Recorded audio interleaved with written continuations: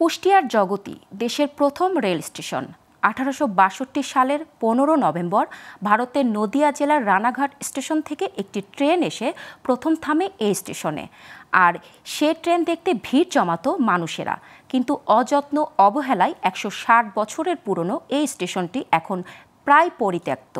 নেই প্রয়োজনীয় রেলকর্মী, থামে না সব ট্রেন। শুধু মাঝের মধ্যে ঐতিহাসিক এই রেল স্টেশনটি দেখতে আসেন পর্যটকরা। কুষ্টিয়া থেকে সনি আজিমের তথ্য ও চিত্রে ডেস্ক রিপোর্ট। দূর থেকে দেখতে বেশ আকর্ষণীয় দেশের প্রথম রেল স্টেশন কুষ্টিয়ার জগতী, কিন্তু কাছে গেলে দেখা যায় জরাজীর্ণ 160 বছরের পুরনো এসব স্থাপনা। নষ্ট হয়ে গেছে ইট, পলেস্তারা, জানালা, দরজা, আসবাবপত্র। মুছে গেছে ট্রেন আসা যাওয়ার তালিকা। পোড়াদহ, গোয়ালন্দ, টুঙ্গিপাড়া রুটে এই স্টেশন দিয়ে এখন 10টি ট্রেন আসা যাওয়া করলেও জগতীতে থামে মাত্র 2টি।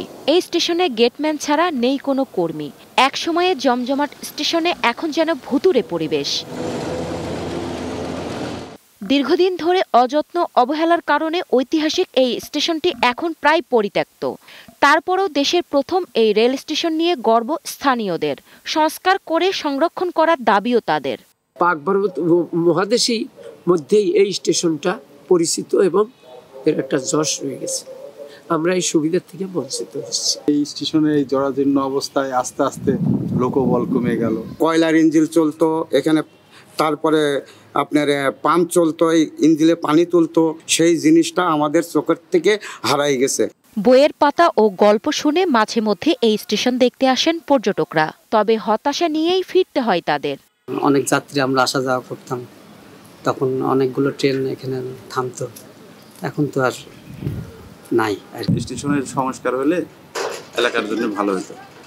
তো এরকম অনেকবার রেল কর্তৃপক্ষ এসে মাপঝোপ করে নিয়ে যায়, কিন্তু কোনো কাজ হয় না। কালের সাক্ষী বিশাল আয়তনের এই স্টেশন নিয়ে রেলের বিভিন্ন পরিকল্পনা থাকলেও কর্তৃপক্ষ বলছে বর্তমানে সব থমকে আছে সরকারের ব্যয় সংকোচন নীতির কারণে। ব্যয় সংকোচন নীতি গভর্নমেন্টের তরফ থেকে আছে। ব্যয় সংকোচন নীতির কারণে জগতী বা দর্শনা স্টেশনে আমাদের নতুন কোনো ভাবনা নেই। এটা অনেক পুরনো ভবন, আমরা চাবো ভবনের কাঠামো আগের মতো ধরে রেখে জিনিসটাকে অক্ষত রাখা।